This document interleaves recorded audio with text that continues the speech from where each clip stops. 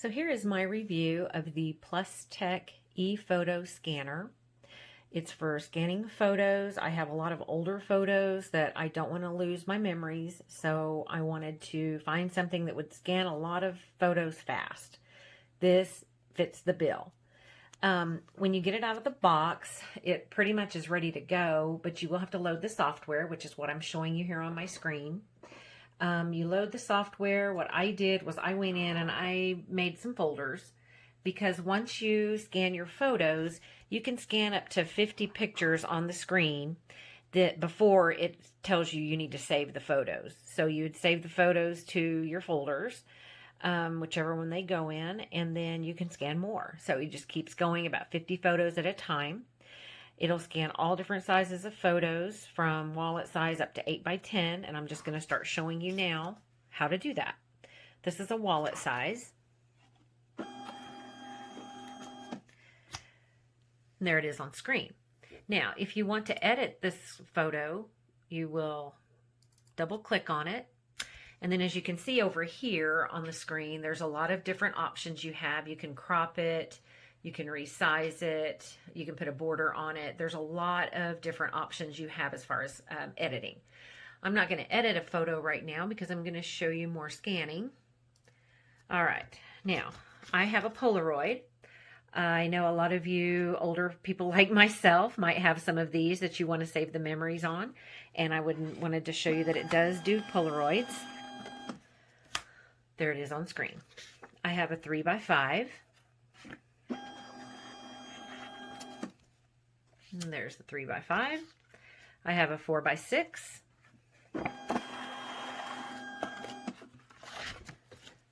There's the 4 by 6. I have a 5 by 7.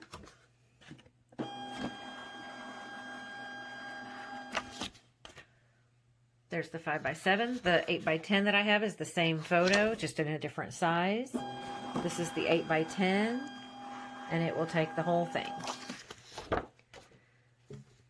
And there it is on screen. So once you get 50 pictures on your screen here, it will tell you to go ahead and move them to folders or save them. I chose to save them to folders. But anyway, you can also scan documents. There's a feature here that's where it says JPEG. There's a drop-down menu, and it has a bunch of different options to save to do a document as. I did one the other day and did it as a PDF, and it turned out great. But just letting you know that that feature is there. Now, I don't know if you need this option or not, but I had gone also into my settings button, and this popped up on my screen, and it says scan as. Right out of the box, the default is set to auto. But if you go to the drop-down menu, you can do an image, select image or document. Probably, now I don't know for sure because I haven't used the feature, but if you probably set it on auto, it will detect if it's a document, to where all you have to do is go up here and just change how you want to view the document, whether it's a JPEG or a PDF or whatever. Anyway, I give this scanner a 5-star review.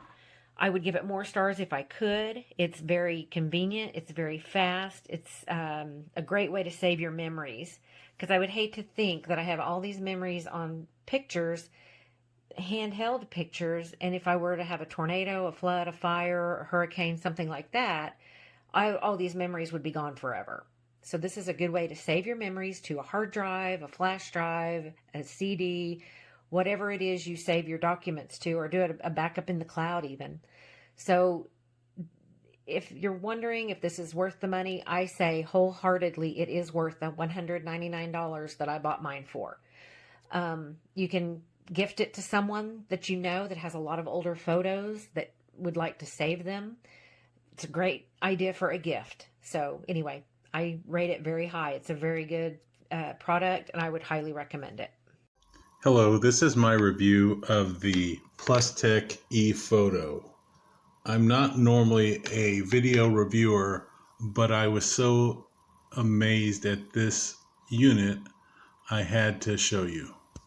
So here's the software on the screen, very simple platform, and here's the unit on my desk. It's plugged in via USB. I've got 2 photos to show you. One is an old 1960s photo that's mostly faded, and one is a 1980s photo that still has its color. I'm going to insert the first photo into the machine, and it auto starts scanning, as you can see on the screen. Very simple. I have it in 600 DPI mode at the moment. That's why it's going slow, but that's not a problem for me. So once it figures out that there's nothing else to scan, it will pop the photo on the screen. Putting the second photo in, again, automatically starts scanning, as you can see, going through the machine. I'm going to scan the second photo after I change the DPI to 300, so you can see the speed at 300. Again, great for somebody who's doing mass amounts of photos. So that's finished scanning. You can hear the machine still going. It will pop up on the screen. I'm going to go to the settings mode. You can see that I have it at 600. Sorry for the glare. I'm going to go to 300, hit OK.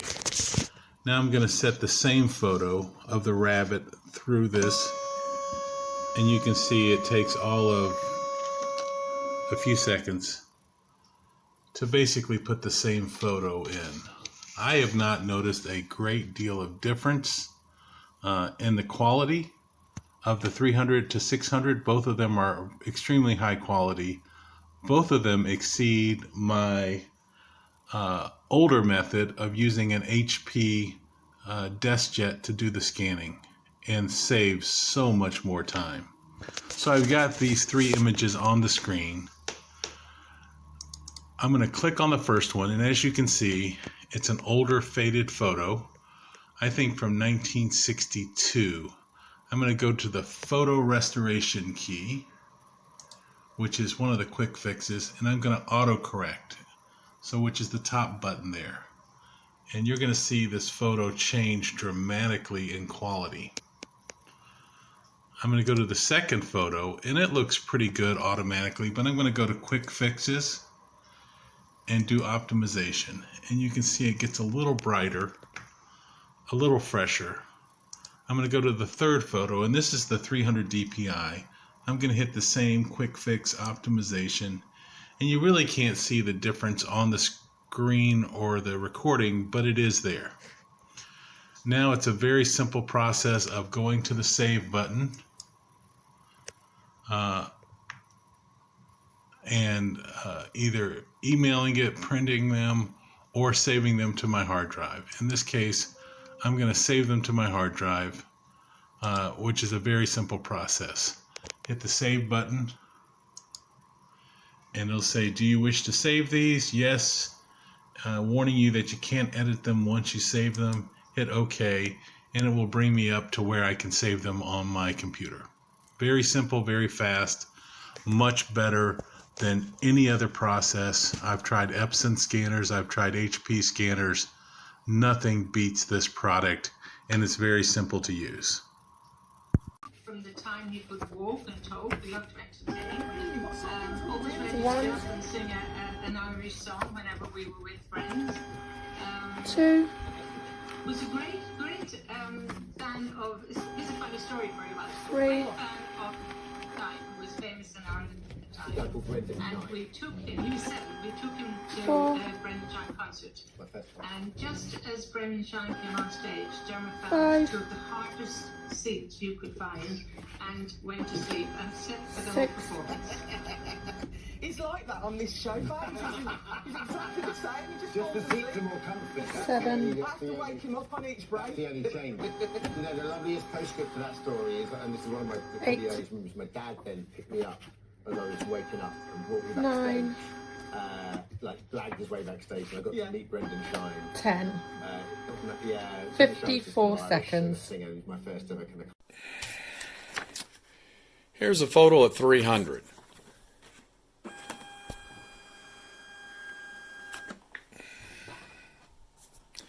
Now we'll change the resolution to 600.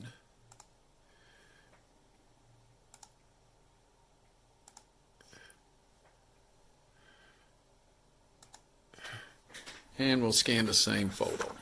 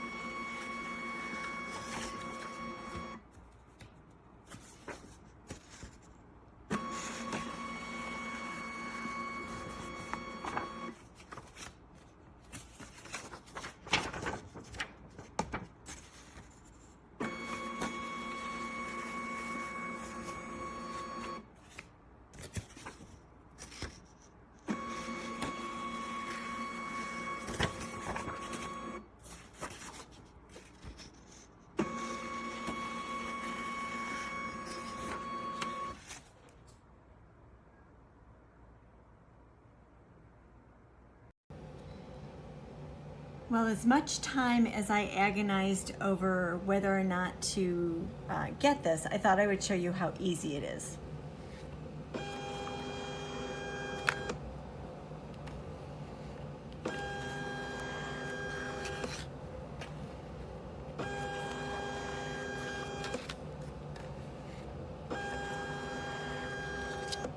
And then they just magically appear on the computer.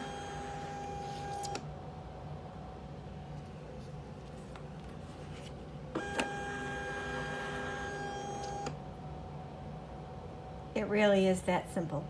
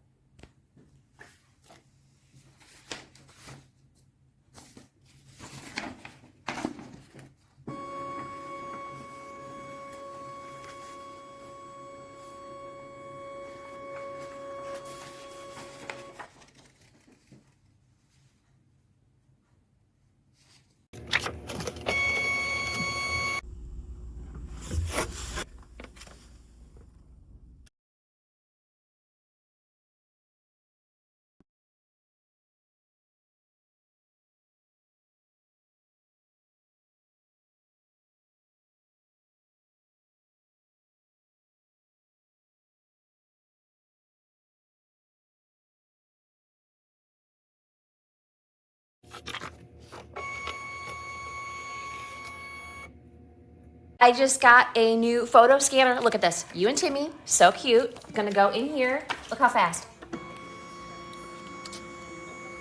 I've been doing this. Yep, there you are. I've been doing this for just like 10 minutes and I've scanned 100 and some photos already. Ah!